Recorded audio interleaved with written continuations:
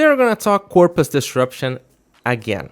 Last time I talked about the whole electricity against Toxin and how I prefer Toxin over electricity, and I still do. Gonna address that soon.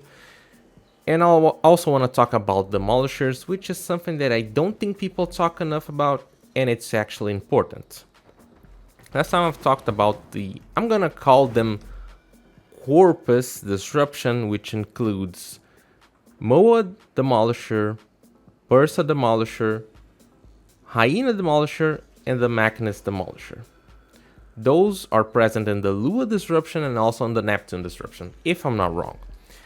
I'm saying that because on the Jupiter Disruption, I'm gonna call them Amalgam Disruption, the enemies are a little bit different.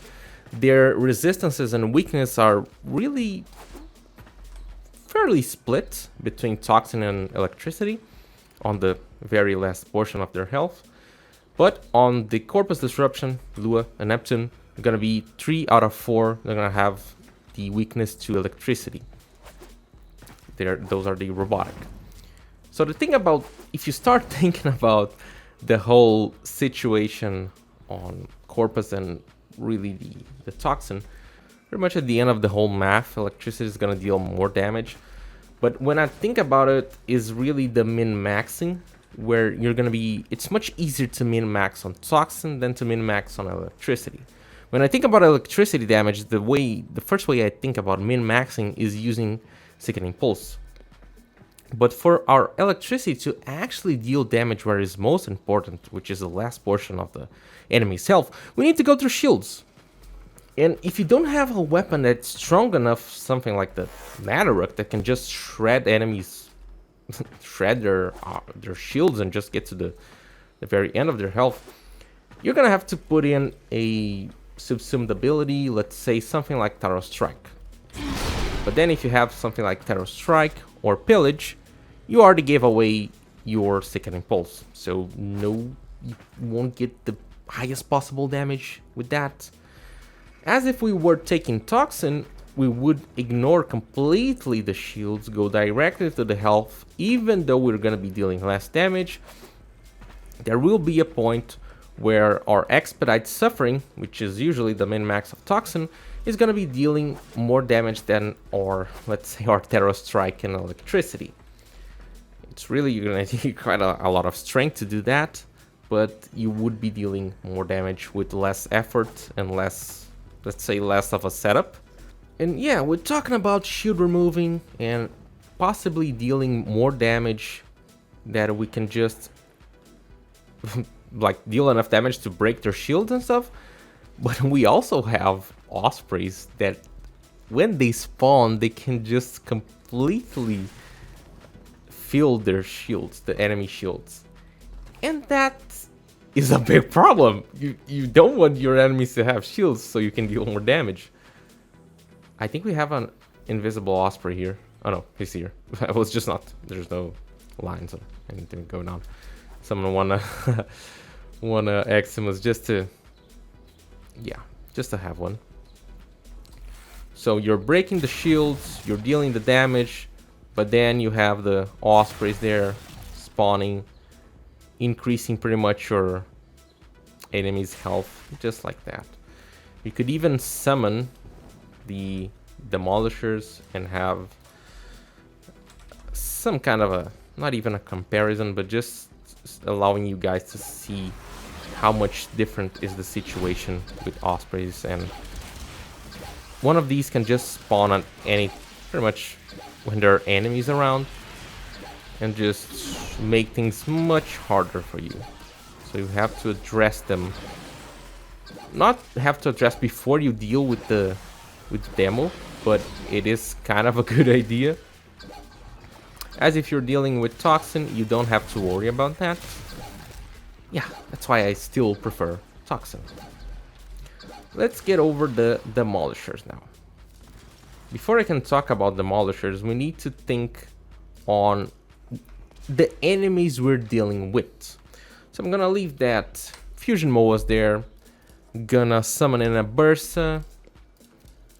Gonna summon in a Machinist. We can get the demo, but it's just gonna be making noise, and don't want to bother you guys with that. The only one we cannot summon here is gonna be the hyena. Oh, and I forgot to pause the AI.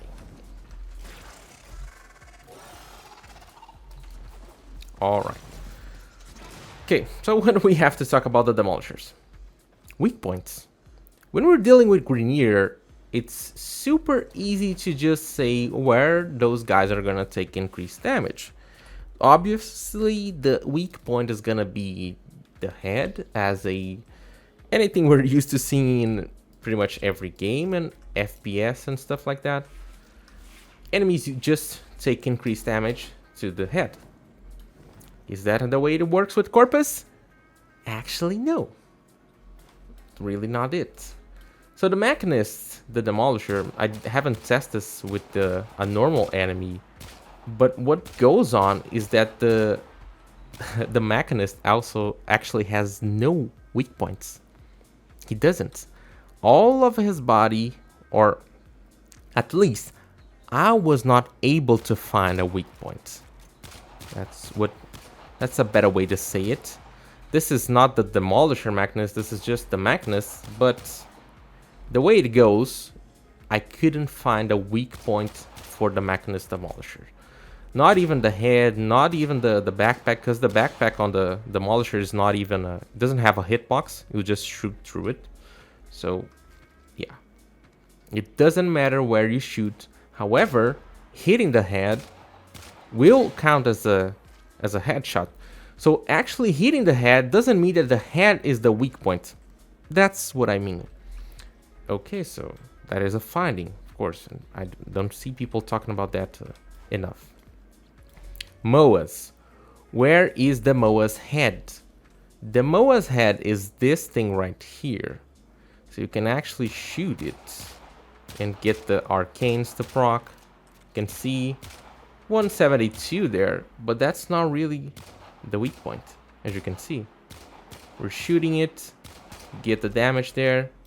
Their weak point is actually this panel behind their back. The same thing goes for the MOA Demolisher. The weak point is actually on the back. And there's, interesting enough, there is a spot right there. Kind of the neck. These guys have a tough neck. Their neck has actually has more resistance than anything else. It's just kind of hard to hit, but their neck has a extra resistance. But what you want to be aiming for is really their back panel. It's gonna taking double damage instead of. It's kind of hard to see here because there's a kind of an Osprey on the way. But yeah, you can see 172, and we should be seeing some 300 and something damage on the back. Now, what about bursts? Bursts are kind of a similar thing. Their head is right here. You can see their little eyes there. But yeah, that is also not the weak point. The weak point is back here. Same thing as the MOA, the Fusion MOA. Because these are still MOAs. They're just a different kind. What about the Hyena Demolisher? You might ask. We cannot summon them on the Simulacrum. So what I did is I took Loki and I kept using the third ability, Switch Teleport, so I would just hold the Demolishers long enough for the timer to go off. Keep slowing them and using the third ability to just make them not get that in time. And I was able to get the Hyena Demolisher to just stay there. I shoot as much as I could, but I really could not find a weak point. So I would say that neither the Machinist and the Hyena Demolishers have weak points. Yeah, that's something that I feel like people don't talk enough about. So when you're trying to kill MOA Demolishers, either the Fusion MOA Demolisher or the Burst Demolisher, just shoot from the back, on the panel on their backs. That's where you'll deal the most damage. Yeah, that might be one of the reasons why people find the Corpus Disruption much harder than the Grenier one. Not only you have to deal with shields if you're not using Toxin, you also have to deal with different hit points, different weak points that you might not be aware of. Yeah, that's really what I had to say about this. I'm planning on doing a Corpus Disruption, probably. Not sure if it's gonna be this week, but planning on one soon. So I wanted to share this thing that I've noticed only like maybe 1 or 2 disruptions ago, let's say. Corpus, of course. And that I think is really important. Also, I was wrong about pillage. People actually showed me that I was wrong, that pillage was not taking away the armor, and that was because when you remove an enemy shields with pillage, you actually have to remove the shield completely so you can tackle into their health and take away the armor. And if you don't have an active dot on the enemy, they'll just start regenerating their shields. And also there's on the wiki a portion that says if you repeatedly cast pillage on a shielded enemy, he'll just have a very short delay on the shield recharge, and it will not strip the armor. That's just what happened when I tried to use it. So really, you can use pillage, just make sure you have a dot on the enemy. Then you can use it. It's gonna be like no problem. Yes, I'm just sticking with Toxin. I'm sorry, I'm not going electricity. I know it can be good, it is better for some situations, but I just prefer to stick with the Toxin. This might change one day, but not today. Yeah, let me know what you guys think about this. Leave a like, consider subscribing.